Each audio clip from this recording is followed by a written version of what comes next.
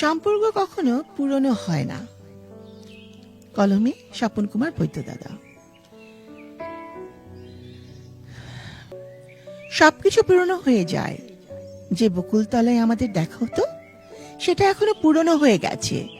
প্রতিদিন আমাদের নিত্য নতুন গল্পগুলো সব পুরনো হয়ে গেছে। প্রথম প্রথম আমরা যে কথাগুলো বলতাম এখন সেসব আর বলি না।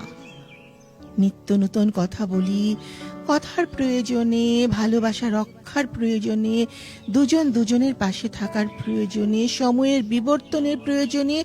আগের সব কিছুই পুরনো হয়ে গেছে। পুরনো হয়ে গেছে কচি কাঁচা সেই বিকেলগুলো। সব কিছু পুরনো হয়ে যায় কারণে অকারণে।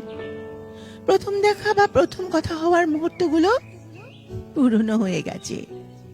একজন অন্যজনের সাথে দেখা করার জন্য বাসায় আগে যেসব মিথ্যে কথা বলতাম সেসবও পুরনো হয়ে গেছে।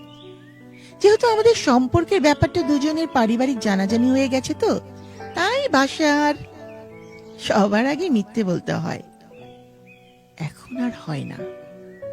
তার মানে আগের বলা মিথ্যেগুলো সব পুরনো খাঁচিতে জমা হয়ে গেছে। সবকিছু পুরনো হয়ে যায়, শুধু সম্পর্ক কখনো পুরনো হয় না।